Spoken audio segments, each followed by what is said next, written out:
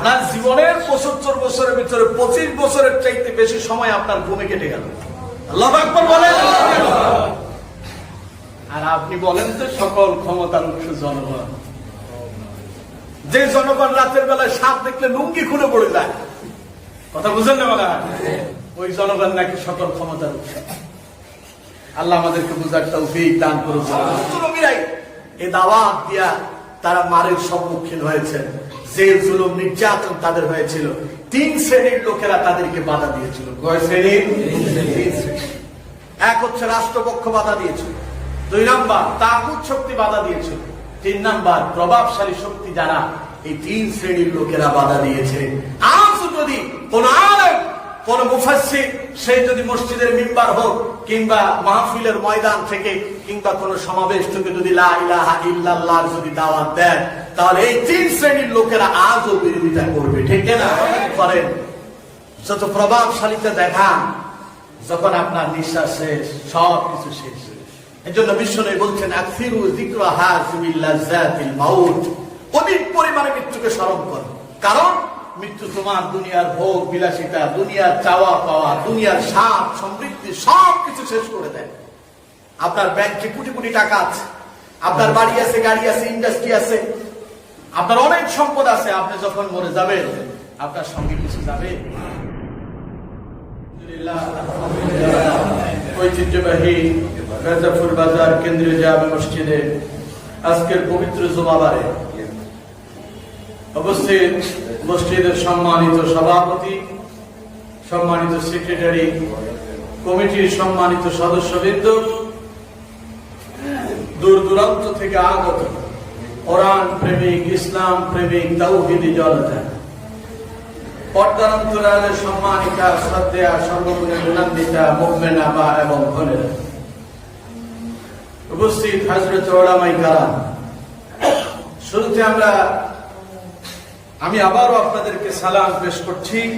আসসালামু আলাইকুম ওয়া রাহমাতুল্লাহি ওয়া বারাকাতুহু। ওয়া আলাইকুম আসসালাম ওয়া রাহমাতুল্লাহি ওয়া বারাকাতুহু। শুকরগুজার হচ্ছি সে মহান মুনিবের প্রতি, যিনি বিশাল আকাশ এবং জমিনের মালিক, যিনি সাগর মহাসাগরের মালিক, যিনি কুল কায়নাতের মালিক, যিনি জান্নাত জাহান্নামের মালিক, যিনি আরশ আজিমের মালিক। সে আমাদের রব, আমাদের মুনিব, আমাদের স্রষ্টা, যিনি আমাদেরকে হাজার ব্যস্ততা, হাজার ব্যাকুলতা থেকে বিরত করে আজকের পবিত্র জুমাবারের পবিত্র সময়, পবিত্র মুহূর্তে আল্লাহ সুবহানাহু ওয়া তাআলার ডাকে সাড়া দিয়ে তার পবিত্র গৃহে আসার বসার আমাকে আল্লাহ পাকের পবিত্র কোরআন, বিশ্বনবী রাসূল করিম সাল্লাল্লাহু আলাইহি ওয়াসাল্লামের হাদিস থেকে কিছু কথা বলা, আপনাদেরকে শোনার জন্য তৌফিক এনায়েত করেছেন।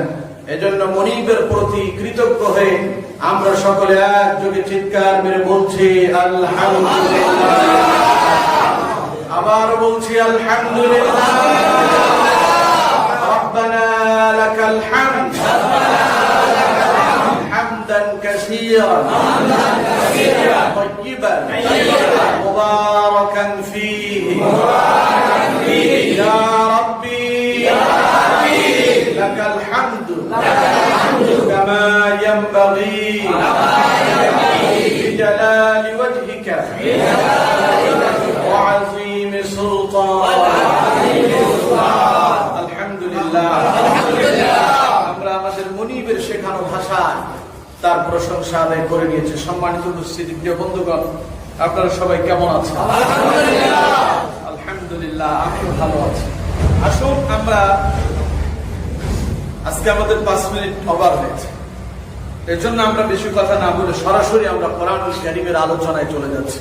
আমরা বিতাড়িত শয়তানের ওয়াসওয়াসা থেকে পালাচ্ছে পরম করুণাময় আল্লাহ সুবহানাহু ওয়া তাআলার নামে শুরু করি। পড়ুন সবাই। আউযু বিল্লাহি মিনাশ শাইতানির রাজীম। বিসমিল্লাহির রাহমানির রাহিম। আল্লাহু লা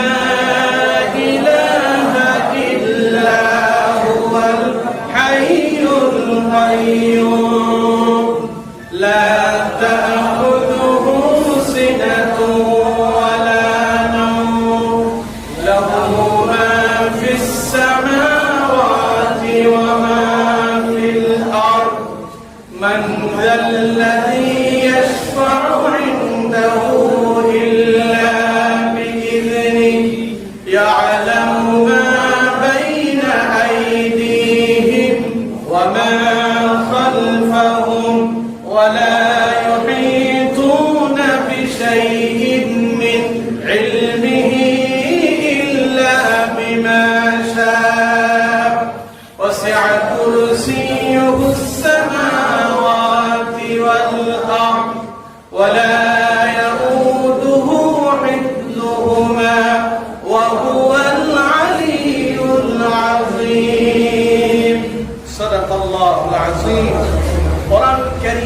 সূরা বাকারা 255 নম্বর আয়াতে কারিমা আমি আপনাদের সামনে তিলাওয়াত করেছি। আয়াতটি আমরা সবাই এই আয়াতের সঙ্গে পরিচিত, ঠিক না?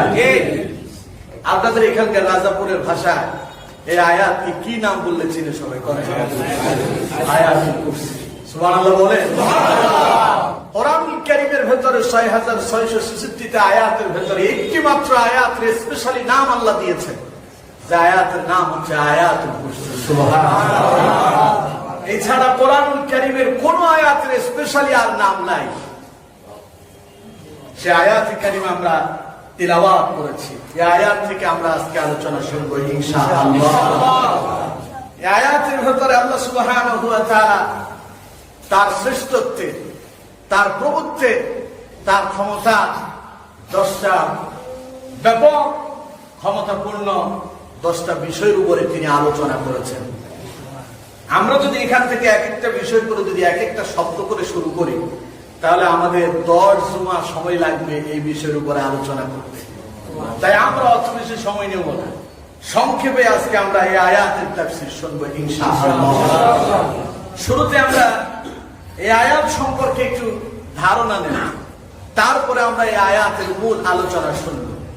এই আয়াত সম্পর্কে বিশ্বনবী রাসূল কারীম সাল্লাল্লাহু আলাইহি ওয়াসাল্লাম বলছেন, কোরআনুল কারীমের 6666 আয়াতের ভেতরে সবচাইতে সর্বশ্রেষ্ঠ, সর্বোৎকৃষ্ট, সবচাইতে গুরুত্বপূর্ণ আয়াতে কারিমার নাম হচ্ছে আয়াতুল কুরসি। সুবহানাল্লাহ। এটাই কোরআনুল কারীমের ভেতরে শ্রেষ্ঠ আয়াত। সুবহানাল্লাহ বলেন। এই আয়াত আমরা কখন পড়ি? প্রতি ফরজ নামাজের পরে। ফরজ নামাজের পরে বিশ্বনবী বলছেন, কেউ যদি এই আয়াতখানা তিলাওয়াত করে কন্টিনিউ, সব সময়, প্রতিনিয়ত,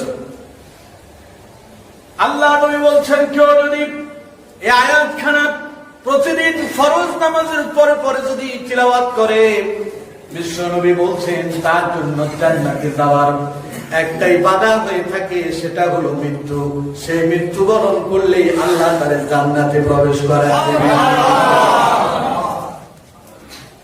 তাহলে নামাজ যেমন দরকার, নামাজের পরে এই আয়াতখানাও দরকার, ঠিক না?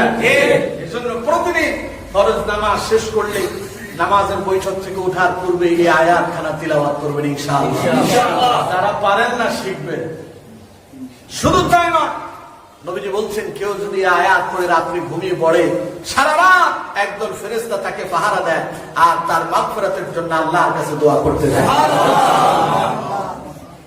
আর এই আয়াতের শ্রেষ্ঠত্ব সম্পর্কে বিশ্বনবী রাসূল কারীম সাল্লাল্লাহু আলাইহি ওয়াসাল্লাম হযরত উবাই ইবনে কাবকে বললেন, এই উবাই ইবনে কাব, বলো তো দেখি কোরআনুল কারীমের ভিতরে সবচেয়ে শ্রেষ্ঠ আয়াত কোনটি, একটু বলতে পারো তুমি? হযরত উবাই ইবনে কাব বললেন, ইয়া রাসূলুল্লাহ, কোরআনুল কারীমের ভিতরে সবচেয়ে শ্রেষ্ঠ আয়াত, গুরুত্বপূর্ণ আয়াত যেটি, ওই আয়াতের নাম হচ্ছে আয়াতুল কুরসি। সুবহানাল্লাহ। নবীজি বললেন, তোমার এই উত্তম জ্ঞানের জন্য তোমাকে আমি ধন্যবাদ জানালাম। সুবহানাল্লাহ। আমার ভাইরা, এই আয়াত কেন এত গুরুত্বপূর্ণ? এই আয়াতের কেন এত ফজিলত? এই আয়াতে আল্লাহ এমন কি কথা বলেছেন যার কারণে এই আয়াতের মর্যাদা এত বেড়ে গেল? জানার দরকার আছে কিনা? শুধু তাই না, এই যে লোকদেরকে জিনে আসর করে, হুজুররা যে ঝাড়ফুঁক করে, কোন আয়াত দিয়া? এই আয়াতুল কুরসি। কারণ যদি জিনে আসর করে আয়াতুল কুরসি করে যদি তারে ঝাড় দেওয়া হয়, সুখ দেওয়া হয়, রুকিয়া করা হয়, তাহলে সঙ্গে সঙ্গে ইবলিস শয়তান সেখান থেকে পালাতে বাধ্য হয়। সুবহানাল্লাহ। এজন্য রাতে ঘুমানোর সময় ছোট শিশুদেরকে এই আয়াতটা পড়ে তাদের শরীরের ভেতর ফুঁক দেবেন, তাহলে রাত্রে তাকে শয়তানে আসর করতে পারবে না। নিজেও পড়ে ঘুমাবেন, শয়তান আপনাকে আসর করতে পারবে না। আসুন, এই আয়াত আল্লাহ কি বলেছেন আমরা সবাই জানি। আমাদের প্রভুকে আল্লাহ, আমাদের রবকে আল্লাহ, আমাদের মনিবকে আল্লাহ, আমাদের ইলাহকে আল্লাহ। আমাদের আল্লাহর শ্রেষ্ঠত্ব, বড়ত্ব কি আমরা সবাই জানি না? এই আয়াতের ভেতরে শুনবো, প্রভু হতে হলে, রব হতে হলে, মনিব হতে হলে তার কি কি কোয়ালিটি থাকতে হয় আল্লাহ পাক বলছেন। দেখুন, আল্লাহ রাব্বুল আলামিন বলছেন, আল্লাহু লা ইলাহা ইল্লা হুয়াল হাইয়ুল কাইয়্যুম। বান্দারে, আমি তোমাদের সেই আল্লাহ, আমি তোমাদের সেই মনিব, আমি তোমাদের সেই রব, তোমরা যে রবের সামনে মাথা নত করো, মস্তক অবনত করো, যে রবের উপাসনা করো, যে রবের দাসত্ব করো, যে রবের সামনে প্রতিদিন সেজদায় উঠে পড়ো, আমি তোমাদের সেই রব, আমি তোমাদের সেই আল্লাহ। আমার সম্পর্কে তোমাদের কি ধারণা আছে একটু শোনো। ও আমার বান্দারা, কে বলছেন? আল্লাহ বলছেন, ও আমার বান্দারা, তোমরা তোমাদের কেমন রবের গোলামি করো, ওই রব সম্পর্কে তোমাদেরকে আমি আল্লাহ ধারণা দিয়ে দিচ্ছি।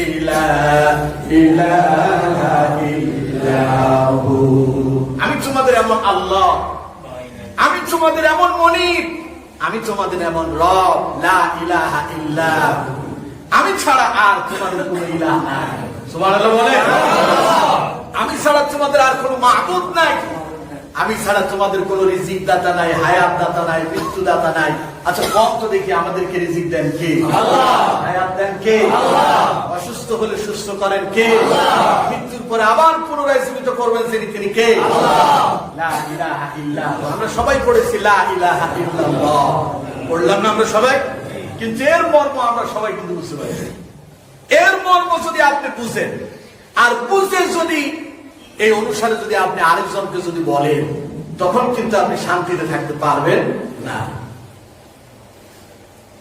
আমরা সবাই পড়ি লা ইলাহা ইল্লাল্লাহু মুহাম্মাদুর রাসূলুল্লাহ সাল্লাল্লাহু আলাইহি ওয়াসাল্লাম। আমি যদি এখন আপনাদেরকে নিয়ে লা ইলাহা ইল্লাল্লাহর জিকির করি, আপনারা সবাই কি খুশি হবেন না? কথা বলেন, খুশি হবেন না? কিন্তু এর ব্যাখ্যা করলে কিন্তু সবাই খুশি হবে না, কিছু লোক একটু অসন্তুষ্ট হয়ে যাবে। কারণ পৃথিবীতে হযরত আদম আলাইহিস সালাম থেকে শুরু করে মুহাম্মদ সাল্লাল্লাহু আলাইহি ওয়াসাল্লাম পর্যন্ত যত নবী এসেছেন, সব নবীরাই লা ইলাহা ইল্লাল্লাহর দাওয়াত দিয়েছেন। সমস্ত নবীরা দাওয়াত দিয়েছেন, ইয়া কওমি ইবুদুল্লাহ মা লাকুম মিন ইলাহিন গায়রুকা। কথা আল্লাহ বলছেন, সব নবীরাই দাওয়াত দিয়েছে, ইয়া কওমি ইবুদুল্লাহ, হে আমার কওমের লোকেরা আল্লাহর গোলামি করো। মা লাকুম মিন ইলাহিন গায়রু, তিনি ছাড়া আর কোনো ইলাহ নাই, তিনি ছাড়া আর কোনো মাবুদ নাই। এই কথা বলার পরে মুসা আলাইহিস সালাম মনে হয় অত্যাচারের শিকার হন নাই, নূহ আলাইহিস সালাম শিকার হন নাই, ইব্রাহিম আলাইহিস সালাম অত্যাচারের শিকার হন নাই। সমস্ত নবীরাই এই দাওয়াত দিয়া তারা মারের সম্মুখীন হয়েছেন। যে জুলুম নির্যাতন তাদের হয়েছিল, তিন শ্রেণীর লোকেরা তাদেরকে বাধা দিয়েছিল। কয় শ্রেণীর? এক হচ্ছে রাষ্ট্রপক্ষ বাধা দিয়েছিল, 2 নাম্বার তাগুত শক্তি বাধা দিয়েছিল, 3 নাম্বার প্রভাবশালী শক্তি দ্বারা এই 3 শ্রেণীর লোকেরা বাধা দিয়েছে। আজ যদি কোন আলেম, কোন মুফাসসির, সে যদি মসজিদের মিম্বার হোক কিংবা মাহফিলের ময়দান থেকে কিংবা কোন সমাবেশ থেকে যদি লা ইলাহা ইল্লাল্লাহ যদি দাওয়াত দেন, তাহলে এই 3 শ্রেণীর লোকেরা আজও বিরোধিতা করবে, ঠিক না? কারণ এর ভেতরে তাই বলা আছে যে পৃথিবীর মানুষ কারোর সঙ্গে অংশীদার করতে পারবে না, কাউকে সমকক্ষ মনে করতে পারবে না। কার? আচ্ছা কম তো দেখি, সকল ক্ষমতার একমাত্র মালিক কে? আল্লাহ। এই কথাই আল্লাহ বলছেন, লা ইলাহা ইল্লাহু, সকল ক্ষমতার একচ্ছত্র মালিক আল্লাহ। কিন্তু আমরা বলি, বা আমার দেশে সংবিধান যদি আপনি দেখেন, আপনি সেখানে পাবেন ওরা বলছে সকল ক্ষমতার উৎস হচ্ছে জনগণ। আচ্ছা কত সকল ক্ষমতার উৎস জনগণ না আল্লাহ? এটা সব সরকারের সময় এটা থাকে, এটা পরিবর্তন হচ্ছে না, এটা পরিবর্তন হওয়া দরকার।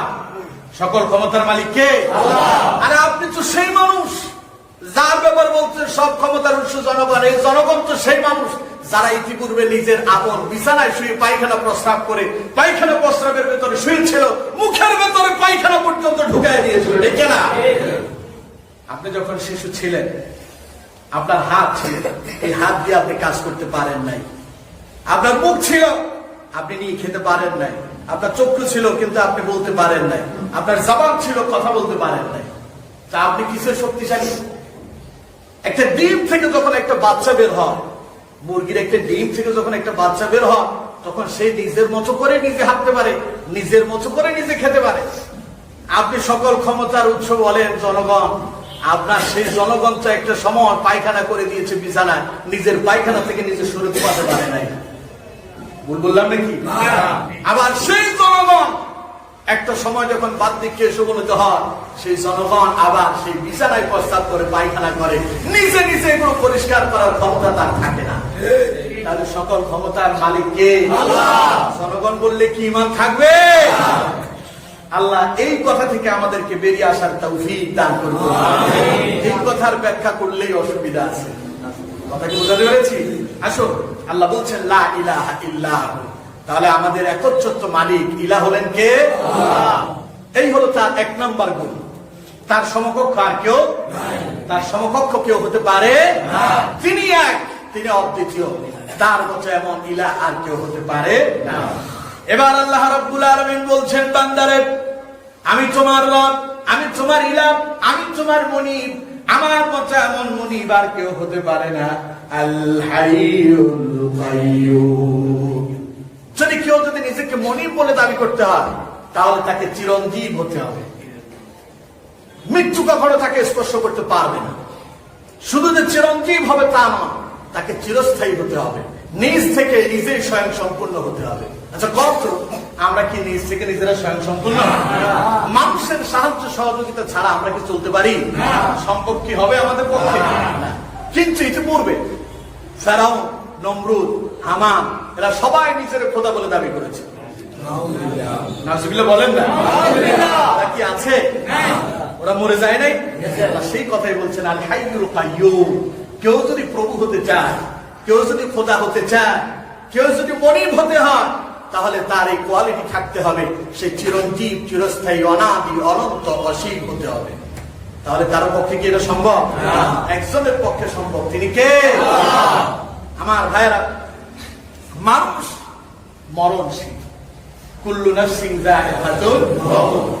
এই পৃথিবীতে আমরা এসেছি, সবাই মরে যাব, কেউই থাকতে পারবো না। যেমন এই পৃথিবীতে নবীরা এসেছিলেন, আল্লাহর প্রিয় মাহবুব বান্দা ছিলেন তারা। আল্লাহর প্রিয় মাহবুব বান্দাগুলো যখন থাকতে পারে নাই, তারা যেহেতু আল্লাহর সঙ্গে দিদারে মগ্ন হয়ে গেছেন, ওই মাহবুব বান্দাদের অনুসারী যারা হবে, সেই নবী এবং রাসূলদের অনুসরণ যারা করবে, তারাও চলে যাবে। শুধু তাই নয়, যারা তাগুতের অনুসরণ করেছিল, যারা বড় বড় নেতা ছিল, নিজেদের খোদা বলে দাবি করেছিল, সম্পদের কোনো অভাব ছিল না, পাওয়ার কোনো কম ছিল না, ওরা তাগুত শক্তির অনুসরণ করেছে, তারাও বেঁচে নাই। তাদের অনুসরণ যারা করছে, তারাও বেঁচে থাকবে না। সব মানুষগুলোরে মরে যেতে হবে। জিন ইনসান কেউই থাকবে না। যে ফেরেশতা মানুষের জীবন জান কবজ করে নিয়ে যায়, ওই মালাকুল মউত এই পৃথিবীতে বেঁচে থাকতে পারবে না। আল্লাহু আকবার বলে। সবাই মরে যাবে, মানুষগুলো মরে যাবে, জিনগুলো মরে যাবে। আল্লাহ পাক বলবেন, ও ফেরেশতা মালাকুল মউত, সব মানুষগুলো কি শেষ হয়ে গেল নাকি? হযরত মালাকুল মউত বলবেন, পৃথিবীতে আর একজন মানুষ অবশিষ্ট নাই, সব মানুষগুলো ইন্তেকাল করেছে। আল্লাহ পাক জিজ্ঞাসা করবেন, জিন জাতির ভিতরে আর কেউ আছে নাকি? মালাকুল মউত বলবেন, জিন জাতিরাও সব মরে গেছে। আল্লাহ পাক বলবেন, তাহলে ফেরেশতাদেরকে রেখে আর লাভ কি? এই ফেরেশতাগুলোর জান কবজ করে ফেলো। সব ফেরেশতা এবার বলবেন। এবার আল্লাহ রাব্বুল আলামিন বলবেন, জিবরাইলের আর প্রয়োজন নাই, জিবরাইলকেও জান কবজ করে ফেলো। মিকাইলের প্রয়োজন নেই, মিকাইলেরও মৃত্যু হয়ে যাক। ইসরাফিলেরও প্রয়োজন নাই, তারও মৃত্যু হয়ে যাক। সব ফেরেশতারা মরে যাবেন, বেঁচে আছেন আল্লাহ আর মালাকুল মউত। এবার আল্লাহ পাক মালাকুল মউতকে বলবেন, ও মালাকুল মউত, তুমি তোমার ডায়েরিটা খুলে দেখো, এই পৃথিবীতে মানব এবং জিন কোন ফেরেশতা বেঁচে আছে নাকি? মালাকুল মউত তার ডায়েরিটা ভালোভাবে নোটটা খুঁজে খুঁজে দেখবে, এরপরে বলবে, আল্লাহ আর কেউ বেঁচে নাই। আল্লাহ পাক বলবেন, সবাই মরে গেছে। মালাকুল মউত বলবেন, হ্যাঁ আল্লাহ, সবাই মরে গেছে। আল্লাহ বলবেন, হে মালাকুল মউত, মানুষের জান কবজ করার জন্য আমি তোমারে তৈরি করেছি। সবাই যখন মরে গেছে, আর তুমি আর বেঁচে থেকে লাভ কি? তুমিও মরে যাও। এই কথাটি শোনার সঙ্গে সঙ্গে হযরত মালাকুল মউত এমন জোরে এক চিৎকার করবে, সঙ্গে সঙ্গে তার দেহ থেকে প্রাণ বের হয়ে যাবে। সবাই মরে গেল, আছেন কে? সুবহানাল্লাহ বলেন। আল্লাহ সেই কথাই বলছেন, আল হাইয়ুল কাইয়্যুম, আমি চিরঞ্জীব, আমি চিরস্থায়ী, আমি অনাদি, আমি অনন্ত, আমি আছি, আমি ছিলাম, আমি থাকব। সুবহানাল্লাহ।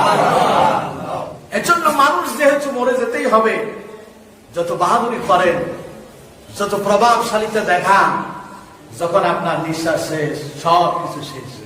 এজন্য বিশ্বনবী বলছেন, আকসিরু যিকরা হাযিমিল লাযাতিল মাউত, অধিক পরিমাণে মৃত্যুকে স্মরণ করো, কারণ মৃত্যু তোমার দুনিয়ার ভোগ বিলাসিতা, দুনিয়ার চাওয়া পাওয়া, দুনিয়ার স্বাদ সমৃদ্ধি সব কিছু শেষ করে দেয়। আপনার ব্যাংকে কোটি কোটি টাকা আছে, আপনার বাড়ি আছে, গাড়ি আছে, ইন্ডাস্ট্রি আছে, আপনার অনেক সম্পদ আছে, আপনি যখন মরে যাবেন আপনার সঙ্গে কিছু যাবে? কিচ্ছু যাবে না। এজন্য আপনার ভোগ বিলাসিতা ততদিন চলবে যতদিন আপনার জীবন আছে। এজন্য রাসূলুল্লাহ সাল্লাল্লাহু আলাইহি ওয়াসাল্লাম বলছেন, বেশি বেশি মৃত্যুকে স্মরণ করো।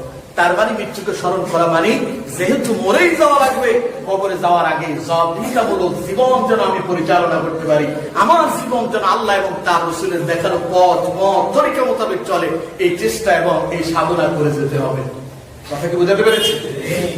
তাহলে আল্লাহর দুইটা কোয়ালিটি গেল। এক হলো তিনি হলেন লা ইলাহা ইল্লাহু, তিনি ছাড়া আর কোনো মাবুদ ইলাহ, রিজিক দাতা, হায়াত দাতা, মৃত্যু দাতা, সবকিছুর মালিক কে? আল্লাহ। আমরা সবাই মরে যাব, তিনি একজন বেঁচে থাকবেন, তিনি আল্লাহ। এই গেল দুইটা। এরপর আল্লাহ রাব্বুল আলামিন বলছেন, বান্দারে তুমি যে রবের উপাসনা করো, যে রবের আনুগত্য করো, যে রবের সামনে মাথা নত করো, সিজদায় অবনত হও, ওই রবের তৃতীয় কোয়ালিটি শোনো, লা তাখুযুহু সিনাতুন ওয়ালা নাওম। তোমার রব, তোমার মুনিব এমন এক মুনিব, তোমার রব এমন এক রব, তোমার আল্লাহ তিনি এমন আল্লাহ যিনি ঘুমান না। সুবহানাল্লাহ বলেন। আল্লাহ বলছেন সিনাতুন ওয়ালা নাওম, ঘুম তো দূরের কথা, সিনা হচ্ছে জিমানি। সিনাতুন শব্দের অর্থ হলো কি? জিমানি। নোয়াখালীর ভাষা হলো জুরানি। আছে অনেকে দেখবেন মসজিদে আসলে ঝুরায়, অনেকে আছে দেয়ালের সঙ্গে হেলান দিয়ে বসে। দেয়ালের সঙ্গে হেলান দিয়ে বসার কারণে তার ঘুম এসে যায়। মসজিদ হচ্ছে আরামের জায়গা, এটা জান্নাতের একটা বাগান, এখানে আসলে অশান্তি লাগে না। কি লাগে? ঘুম আসতেই পারে।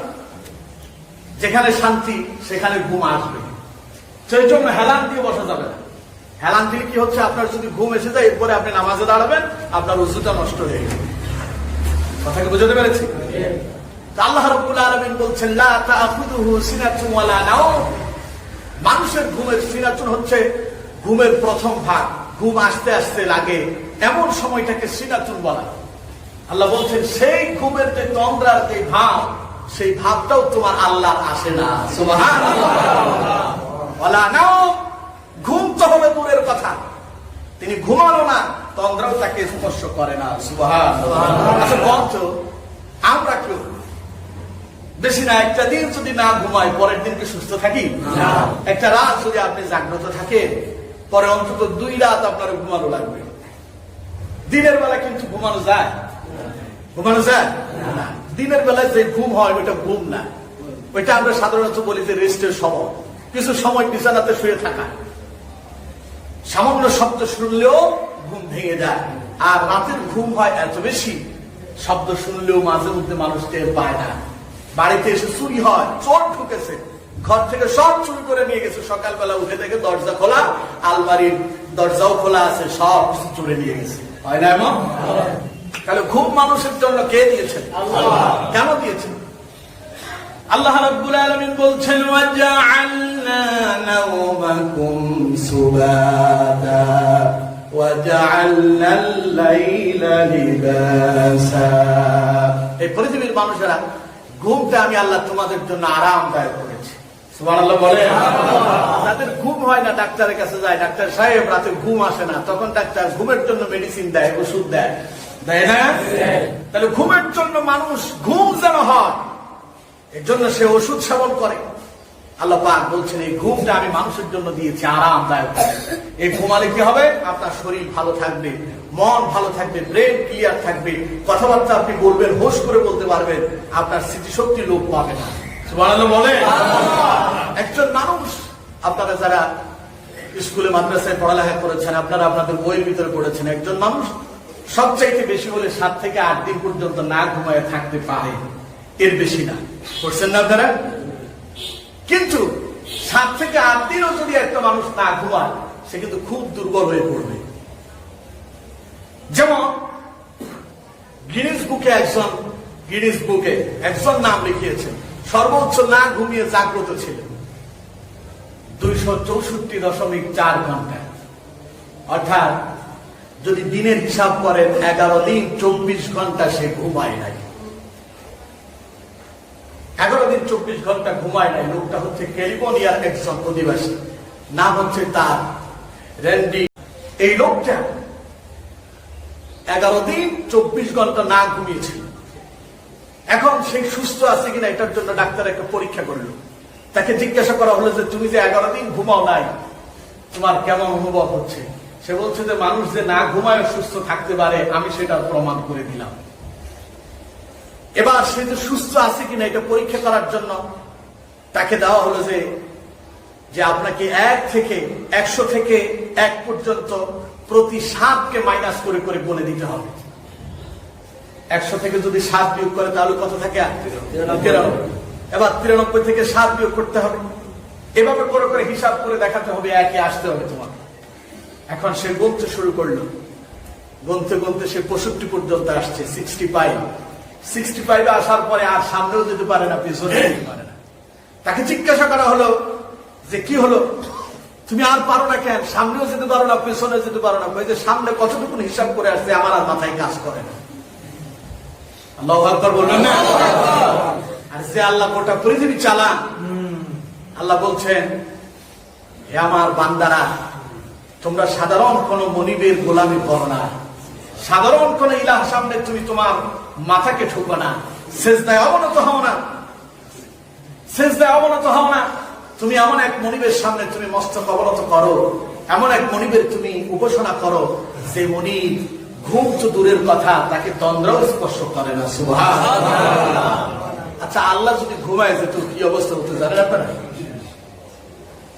গভীর রাতে আকাশ পথে প্লেন কোন একটা দুর্ঘটনায় পড়ল, কিংবা সমুদ্রে কোন এক জাহাজ দুর্ঘটনায় পড়ে গেল, গভীর রাতে গর্ভধারিণী মা সন্তান প্রসব করবে, তিনি এই মুহূর্তে মারাত্মক বিপদে আছেন। সব হসপিটাল গুলো বন্ধ, গাড়ি খুঁজে পাওয়া যায় না, এলাকার ডাক্তার খুঁজে পাওয়া যায় না।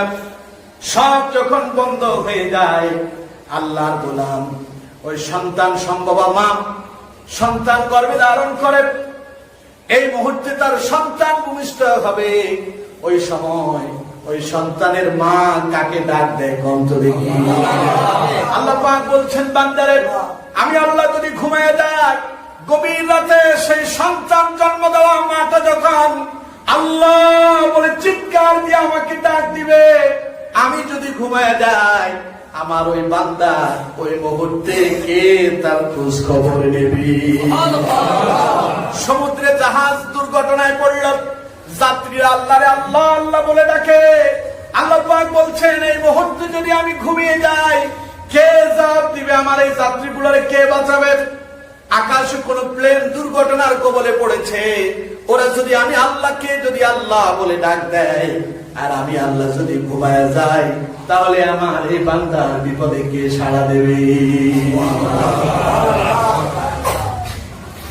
আপনি নাকি সকল ক্ষমতার মালিক, আপনি একটু না ঘুমায় থাকতে পারেন না, কিন্তু আমার আল্লাহর ঘুম তো দূরের কথা, তন্দ্রও তাকে স্পর্শ করে না। সুবহানাল্লাহ। একটা সদ্য নবজাতক সন্তান যখন ভূমিষ্ঠ হওয়ার পরে দৈনিক সে 16 ঘন্টা করে ঘুমায়। কত ঘন্টা? 16 ঘন্টা ঘুমায়। বয়স যখন তার 3 থেকে 6 বছর হয়, তখন সে 10 থেকে 12 ঘন্টা করে ঘুমায়। একজন প্রাপ্তবয়স্ক সুস্থ মানুষ প্রতিদিন তার সুস্থ থাকার জন্য গড়ে 7 থেকে 9 ঘন্টা তাকে ঘুমাতে হবে। এবার আপনি হিসাব করে দেখেন, আপনি যদি 75 বছর যদি হায়াত পান, তাহলে আপনি যদি দৈনিক 7 থেকে 9 ঘন্টা করে ঘুমান, জীবনের 25 বছরের চাইতেও বেশি সময় আপনি ঘুমেই কাটাই দিলেন। আপনার জীবনের 75 বছরের ভিতরে 25 বছরের চাইতে বেশি সময় আপনার ঘুমে কেটে গেল। আল্লাহু আকবার বলেন। আর আপনি বলেন যে সকল ক্ষমতার উৎস জনগণ। যে জনগণ রাতের বেলায় সাপ দেখলে লুঙ্গি খুলে পড়ে যায়, কথা বুঝেন না মনে হয়? ওই জনগণ নাকি সকল ক্ষমতার উৎস। আল্লাহ আমাদেরকে বুঝার তৌফিক দান করুন। তাহলে আমার আল্লাহ ঘুমান না। আর ঘুম আমাদেরকে কেন দিলেন? আমাদের শরীরটা যেন ভালো থাকে, আমরা যেন সুস্থ থাকি, এজন্য আল্লাহ সুবহানাহু ওয়া তাআলা আমাদেরকে ঘুম দিয়েছেন। আমার ভাইয়েরা, এবার আসুন আল্লাহ রাব্বুল আলামিনের চতুর্থ কোয়ালিটি, তিনি যে আমাদের রব, আমাদের মুনিব, আমাদের ইলাহ। কেমন রবের আমরা উপাসনা করি, গোলামি করি, কেমন রবের দাসত্ব করি। আল্লাহ পাক বলছেন, লাহু মা ফিস সামাওয়াতি ওয়া মা ফিল আরদ। তুমি এমন এক রবের উপাসনা করো, এমন এক মনিবের আনুগত্য করো, এমন এক মনিবের সামনে তুমি তোমার মস্তককে অবনত করো। সেই মনিব হচ্ছেন আকাশ এবং জমিনের ভিতরে যা কিছু আছে, এই সব কিছু একচ্ছত্র মালিক কে? আল্লাহ। সন্দেহ হয়? আপনি তো একটা বিল্ডিং এর মালিক, একটা ইন্ডাস্ট্রির মালিক, কয়েকটা গাড়ির মালিক, কয়েক কোটি টাকার মালিক, কিন্তু আমার আল্লাহ আপনার টাকা পয়সা সহ যা কিছু আছে, আপনি সহ গোটা পৃথিবীতে যা কিছু আছে, নবমণ্ডল এবং ভূমণ্ডলে যা কিছু আছে, সব কিছুর মালিক কে? আল্লাহ। সন্দেহ হয়? না। আমাদেরকে খাবার দেন কে? আল্লাহ। আপনার যখন অভাব পড়ে তখন আপনি কার কাছে সাহায্য চান? আল্লাহ। আপনার সন্তানের প্রয়োজন কার কাছে চান? আল্লাহ। বিপদে পড়েছেন কার কাছে? আল্লাহ। তাইলে আমাদের সবার মালিক কে? আল্লাহ। আল্লাহ বলছেন, শুধু যে তোমাদের মালিক তা নয়, বরং জিন জাতি, মানব জাতি, তারপরে জীব জন্তু যা কিছু আছে, এই সব কিছুর মালিক আমি আল্লাহ।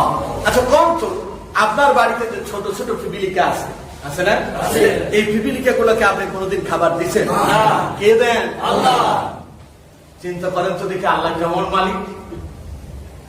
ছোট্ট পিপিলিকা থেকে শুরু করে হাতি পর্যন্ত, এই যে বনের ভেতরে সিংহ, বাঘ, ভাল্লুক, তারপরে হাতি, এদের খাবারের ব্যবস্থা করেন কে? আল্লাহ। আল্লাহ যদি খাবার না দিতেন, সুন্দরবনে যত সিং আর বাঘ আছে সবগুলো লোকালয়ে আসতো। লোকালয় যদি, এখানে যদি একটা বাঘ যদি এসে পড়ে, আমার মুসল্লিরা কি এখানে থাকবে? একজনের গায়ের উপর একজন পড়ে 2-4-10 জন মার্ডার হয়ে যাবে, ঠিক না? আল্লাহ তাদের থেকে নিরাপদ রেখেছেন, ওদের খাবারের ব্যবস্থা করেছেন কে? আল্লাহ। তাহলে আকাশ এবং জমিনের মালিক কে? আল্লাহ। যা কিছু আছে সব কিছুর মালিক কে? আল্লাহ। সমুদ্রের পুঁটি মাছ থেকে শুরু করে তিমি মাছ পর্যন্ত এগুলোর খাবার দেন কি? আল্লাহ।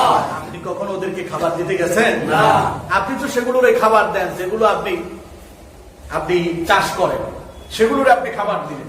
জমিনে যখন বৃষ্টি হয়, এই যে মাছগুলো আসে, আপনি কেউ আপনার জাল দিয়া ধরে, কেউ ঝাই দিয়া ধরে, এক একজন এক এক রকম করে মাছ শিকার করে। কে দিয়েছেন এদের খাবার? আল্লাহ। ছোট্ট ছোট্ট সে পুঁটি মাছ থেকে শুরু করে বোয়াল মাছ পর্যন্ত সাধারণত আমাদের জমিন গুলোতে পাওয়া যায়, ঠিক না? এদের খাবার দেন কে? আল্লাহ। আপনি চিন্তা করেছেন আপনি কেমন রবের আনুগত্য করেন? আপনি কেমন রবের সামনে মাথা নত করেন? আপনি কেমন রবের ইবাদত করেন?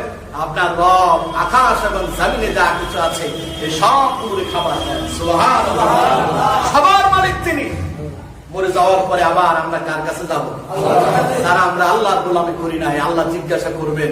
ওই যে মৃত্যুর পরেই কবরে রাখার পরে আমি বলছি না, আপনাদেরকে প্রশ্ন করবে, মান রব্বুকা, তোমার রব কে? তোমার লালন পালন করেছে? এই কথাটাই আল্লাহ জিজ্ঞাসা করবেন, কে তোমার লালন পালন করেছে?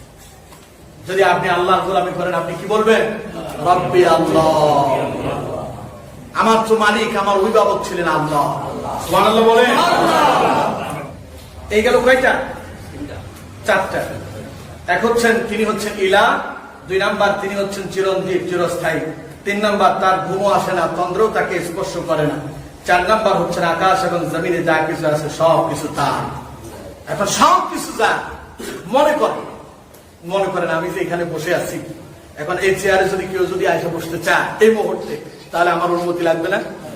মনে করেন মসজিদের খতিব সাহেব এখানে আছেন, এখন সভাপতি সাহেব কথা বলবেন, তিনি কিছু কথা বলতে চান, ইমাম সাহেবের অনুমতি ছাড়া কি কথা বলতে পারবেন?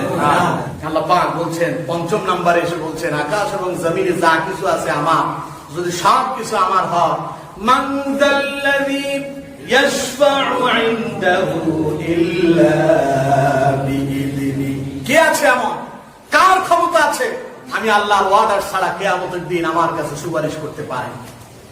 কারো ক্ষমতা আছে? কারণ কিয়ামতের একচ্ছত্র মালিক কে? আল্লাহ পাক কোরআনুল কারীমে বলছেন, লিমানিল মুলকুল ইয়াউম লিল্লাহিল ওয়াহিদিল কাহ্হার। সুবহানাল্লাহ বলেন। আল্লাহ বলছেন জিজ্ঞাসা করবেন কিয়ামতের দিন, হে ডোনাল্ড ট্রাম্প, কই তুমি? জাতিসংঘের মহাসচিব কই? ভারতের প্রেসিডেন্ট কই? বাংলাদেশের প্রধানমন্ত্রী প্রেসিডেন্টটা কোথায়? তোমরা তো অনেক ক্ষমতার অধিকারী ছিলে, আজকে বলো তো দেখি আজকের রাজত্ব কার? কে জিজ্ঞাসা করবেন?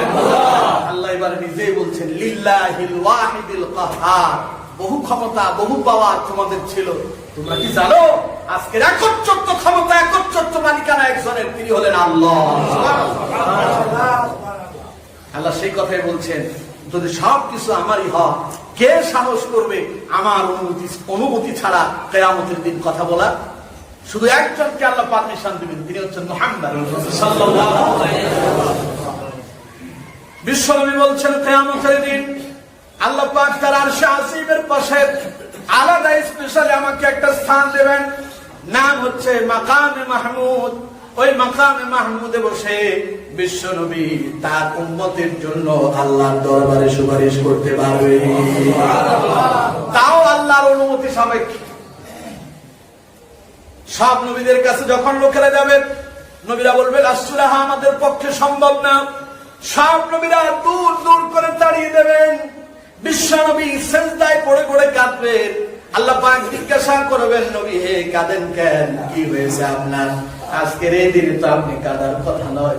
বিশ্বনবী বলবেন, আমার উম্মতেরা বিপদে পড়েছে, আল্লাহ আমি আমার উম্মতের জন্য কান্না করি। আল্লাহ রাব্বুল আলামিন বলবেন, হে নবী আপনি আপনার উম্মতদেরকে বাছাই করে করে আল্লাহর জান্নাতের ভিতরে নিয়ে যান, আপনি আমার জান্নাতে নিয়ে যান আপনার উম্মতগুলোর বাছাই করে। সুবহানাল্লাহ বলেন। আয়েশা জিজ্ঞাসা করলেন, ইয়া রাসূলুল্লাহ আপনি আপনার উম্মতদেরকে চিনবেন কি করে? এত উম্মত, সব নবীদের উম্মতেরা উঠবে, চিনবেন কি করে? নবীজি বললেন, আচ্ছা কত দেখি, বিশাল একটা মাঠের ভেতরে অনেকগুলো ঘোড়া আছে, তার ভেতরে একটা ঘোড়ার কপাল সাদা, ওই সাদা ঘোড়াটা বিশাল ঘোড়ার পালের ভেতরে খুঁজে পাওয়াটা কঠিন হবে না সহজ হবে? আয়েশা বললেন, ইয়া রাসূলুল্লাহ সহজ হবে। নবীজি বলছেন, আমার উম্মত যারা হবে তারা যে ওযু করে নামাজ আদায় করে তাদের চেহারাটা নূর চমকাবে, তাদের হাত থেকে নূর চমকাবে, ওযুর স্থানগুলো নূরে নূরান্বিত হয়ে যাবে। আমি আল্লাহ আমি রাসূল তাদেরকে দেখে দেখে বের করে জান্নাতে নিয়ে যাব। সুবহানাল্লাহ। তাহলে নামাজের দরকার নাই। সম্মানিত ভাইরা, তাহলে আল্লাহর অনুমতি ছাড়া কেউ কথা বলার সাহস করতে পারে না। এগুলো কয়টা? 5টা। শেষ করব খুব সহজে, তাড়াতাড়ি শেষ করে দিচ্ছি।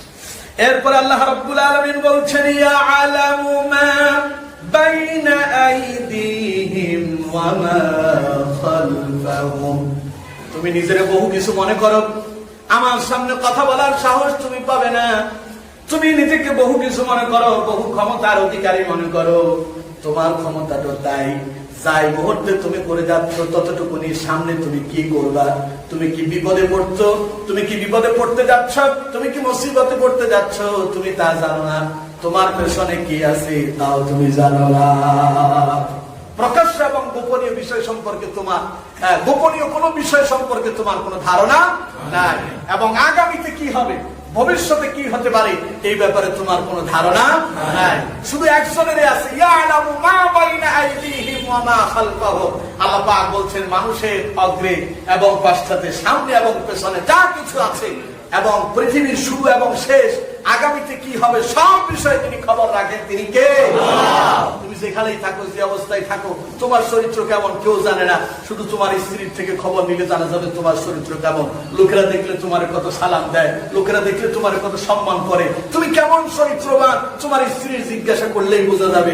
আল্লাহ পাক বলছেন পৃথিবীর স্ত্রীর কাছে যাওয়া লাগবে, আর আমি আল্লাহ তোমার চরিত্র সম্পর্কে ভালোই অবগত আছি। সুবহানাল্লাহ। এই গেল কয়টা? 6টা। 7 নাম্বার আসুন, আল্লাহ রাব্বুল আলামিন এর পরে বলছেন ওয়ালা ইউহিতুনা বিশাইইন মিন ইলমিহি ইল্লা বিমা শাআ। তুমি আগের কথাও জানো না, পরের কথাও জানো না, পূর্বে সেই লোকটা কেমন ছিল তাও জানো না, আগামীতে তোমার কি হবে, তুমি কি বেঁচে থাকবা না মরে যাবে তাও জানো না। তুমি নিজের বহু কিছু মনে করো, কিন্তু তুমি কি জানো ওয়ালা ইউহিতুনা বিশাইইন মিন ইলমিহি ইল্লা বিমা শাআ। তোমার তো ক্ষমতা ততটুকু, তোমার জ্ঞান ততটুকু যতটুকু আমি আল্লাহ তোমারে দিয়েছি। এর চাইতে একটু বেশি জ্ঞান তোমার ভেতরে নাই। তোমার যা জানার জন্য দিয়েছি ততটুকুনি তুমি জানো, যা তোমার বোঝার জন্য আমি ক্ষমতা দিয়েছি ততটুকু জানো। আচ্ছা কম জন পৃথিবীতে সবচাইতে বড় বিজ্ঞানী যারা, ওই দলের নাম কি জানেন আপনারা? নাসা। নাসার বিজ্ঞান, ওরা আপনার বিভিন্ন ভাবে তথ্য প্রযুক্তির মাধ্যমে ওরা চাঁদের দেশে যেতে সক্ষম হয়েছে, রকেট তৈরি করেছে, এরোপ্লেন তৈরি করেছে। ওরা কিন্তু আকাশ ছুঁতে অনেক চেষ্টা করেছে, আকাশ পর্যন্ত যেতে চায়, যেতে পারে? পেরেছে? সম্ভব হবে? আল্লাহ বলছেন আমি তোমাদের জন্য চাঁদ এবং সূর্যকে তোমাদের অধীনস্থ করে দিয়েছি, যেটা করে দিয়েছি শুধু সেই পর্যন্ত যেতে পারবে। আকাশ আমি আল্লাহ তোমাদের অধীনস্থ করি নাই, সুতরাং সে আকাশ পর্যন্ত পৌঁছা তোমাদের পক্ষে সম্ভব না।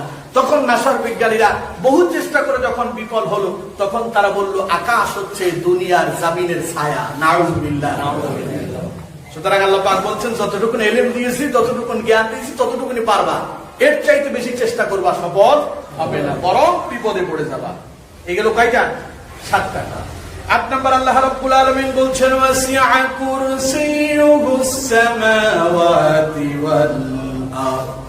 তোমার বিশাল বড় একটা রাষ্ট্রের তুমি ক্ষমতাবান, তুমি সরকার, তুমি প্রেসিডেন্ট। তোমার সিংহাসনটা কতটুকু? বেশি হলে 10 ফুট হতে পারে। যে রুমের ভেতরে তুমি বসো, তোমার বঙ্গভবন কিংবা তোমার বাসভবন হলে আর কতটুকু নিবা হতে পারে। তোমার রব তিনি যে আসনে বসে, ওই আসনে বসার পরে তিনি যেখানে পা রাখেন, ওই পা রাখার স্থানটাকে কুরসি বলা হয়। কি বলা হয়? কুরসি। যে আমরা বলি আয়াতুল কুরসি, ওইটাকে কুরসি বলা হয়। তুমি কি জানো সেই কুরসি কত বিশাল?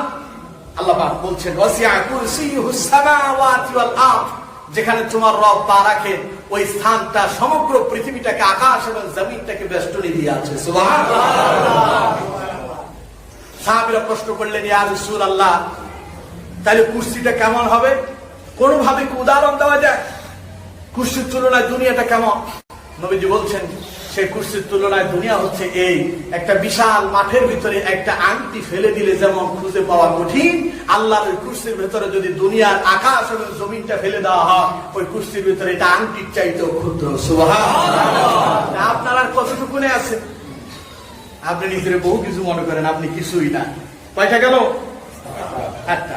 এবার 9 নাম্বার আসুন, আল্লাহ পাক বলছেন ওয়ালা ইয়াউযুহু হিফযুহুমা। এই বিশাল আকাশ এবং জমিন যেটা তোমার কাছে অনেক বিশাল, আমি আল্লাহর কাছে এটা একটা আংটির চাইতেও ক্ষুদ্র। এই বিশাল আকাশ এবং জমিনের ভেতরে তোমাকে দায়িত্ব দিয়েছে একটা পরিবারে। তোমার স্ত্রী আছে, তোমার সন্তান আছে, এগুলোর তুমি লালন পালন করো।